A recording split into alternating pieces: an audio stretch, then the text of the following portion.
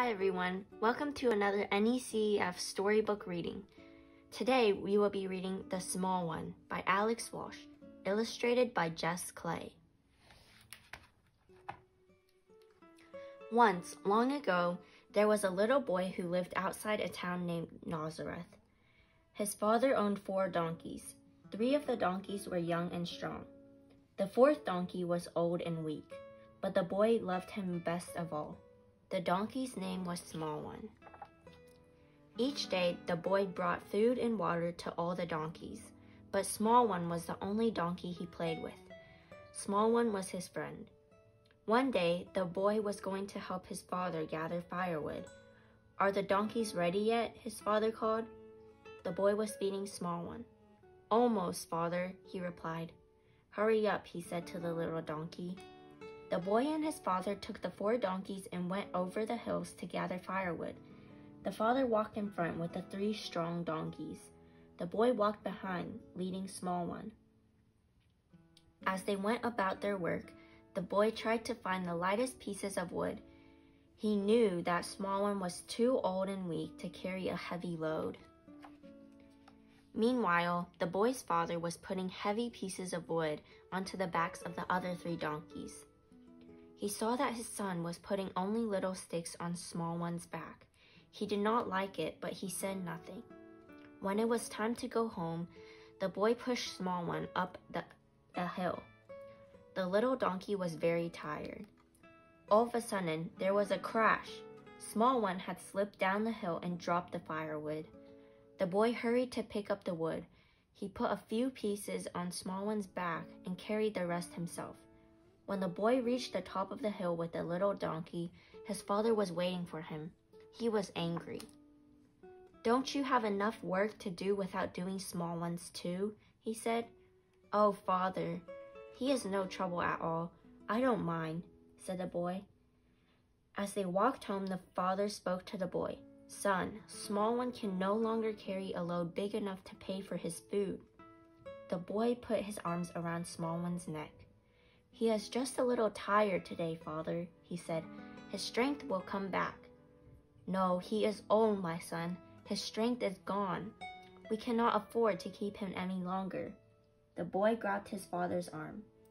"No, father, you don't mean that." The father put his arms around the boy. "I am sorry, son, but tomorrow I must take Small One to town and sell him. He will bring a piece of silver." The boy began to cry. "No, father, no," he said. "You can't sell him. You can't." "Please, son, try to understand," said his father. "Small One is old. He should not have to work so hard. In town, he will have an easier life. You must be strong." As his father turned away, the boy said quietly, "May I take him to town?" "Very well," said his father. "You can leave in the morning and be home by nightfall. But understand, Small One must be sold." "Yes, father," the boy replied sadly. After his father left, the boy talked to his little donkey. "Don't worry, Small One. You won't have to carry these heavy sticks anymore, and I won't sell you to just anyone. He will be someone special, someone who will feed you and brush your coat and love you as I do." The little donkey was very sad. "Somewhere there is a special friend for you," the boy went on, "and somehow we will find him." The donkey licked the boy on the nose. "Good night, Small One," said the boy as he covered the donkey up for the night. The next day, the boy and Small One walked over the hills to town. Soon they came to the town gates. The town was a very busy place. The boy and the donkey felt very small amid the legs of tall horses and camels and the wheels of many carts. At the gates, the boy and Small One were stopped by a guard. "What do you want, boy?" he asked. "I have come to sell my donkey, sir," said the boy. The guard looked at Small One and laughed. "I know a man who is in need of such an animal," he said. "Go to the 3rd shop inside these gates." "Oh, thank you, sir," said the boy. The boy and Small One found the shop and went inside. It was very dark and it smelled bad. Some other animals were tied up inside. They looked frightened. "Now, don't be afraid, Small One," said the boy. They looked around. At first, they did not see anyone. Then they saw a man sharpening a knife. "Hello," called the boy. The man came toward them. "Yes," he said. The boy said nothing. "Do you have a donkey to sell?" asked the man. "Yes." "His name is Small One," the boy replied. "I will give you 1 piece of silver. Will you take good care of him?" The man was surprised. "I only want his hide, boy.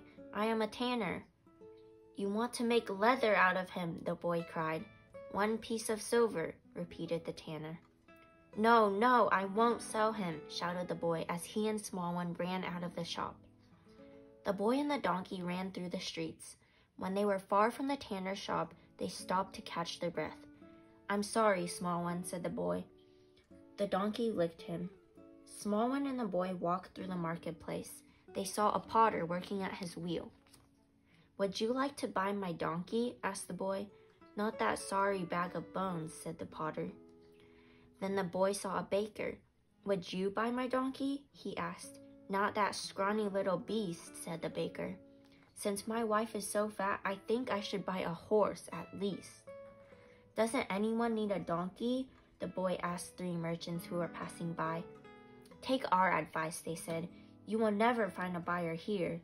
Go see the horse trader, 3 blocks straight ahead." The boy took Small One over to the horse trader's stand. The trader was selling a beautiful horse for 50 pieces of silver. "Please, sir, would you sell my donkey?" asked the boy as he led Small One up the ramp. The man took a look at Small One and laughed and laughed. He decided to make fun of the donkey. "Look at this beautiful animal," he said to the crowd. "Who will pay 1,000 pieces of silver for him?" Everyone laughed. "But you can see that he is as strong as a bull," the horse trader continued as he got on Small One's back. At first, the poor donkey was almost flattened by the weight. "Get off!" shouted the boy. But then Small One gathered all his strength and tossed the man high into the air. The horse trader landed in a heap on the ground. "Get that miserable beast out of here!" he shouted to the boy, who rushed away with the donkey. Small One and the boy walked slowly through the streets. The tired donkey knew there was only one solution. He led the boy back to the tanner's shop, ready to give up his life to help the boy. They were both very sad. The boy sat down in the street and cried. He put his arms around Small One's neck. Suddenly, he heard a man's voice. "Tell me, son, are you the owner of this small donkey? I need a gentle animal to carry my wife, Mary, to Bethlehem. Is he for sale?" The boy looked up at the man's friendly face. "Yes, sir," he said. "What do you call him?" "Small One," replied the boy, smiling. "Well, he looks strong enough." "And kind," said the boy. The man smiled. "I can only offer you 1 piece of silver," he said. "I know it is very little." The boy felt he could trust the man. "Oh, that's fine," he said. "I just want Small One to have a good home." "Well, my son, he will," said the man, rubbing the donkey's head. "I will take good care of him." Then he gave the boy the piece of silver. The boy gave his friend one last hug.